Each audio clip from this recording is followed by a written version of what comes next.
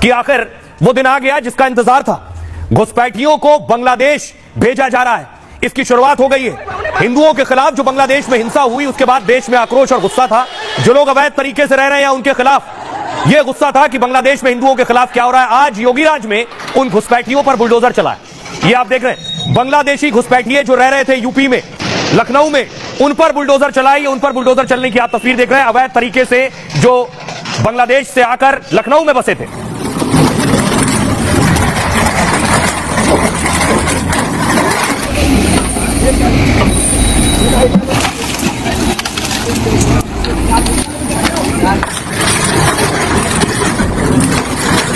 ان سارے گھروں پر بلڈوزر چلا ہے جو اویدھ روپ سے بنے ہوئے تھے, قبضہ کر کے بنے تھے, جو جھگیاں بنی تھیں ان سب پر بلڈوزر چلا ہے. اور یہاں بہت سے بنگلہ دیشی رہتے تھے جو اویدھ طریقے سے آئے اور لمبے وقت سے یہاں رہ رہے تھے. اس کے بعد دیکھیے بلڈوزر چلنے کے بعد ان سب کا پہلے انہوں نے سامان نکالا. سب کا سامان پیک ہوا ہے. سامان لے جاتے ہوئے تصویریں آپ دیکھ رہے ہیں. ٹرالی منگا کر سامان لے جا رہے ہیں. اس میں کولر ہے, بکسا ہے, کپڑے ہیں, سب کچھ لاد کر لے گئے وہ لوگ جو یہاں قبضہ کر کے رہ رہے تھے.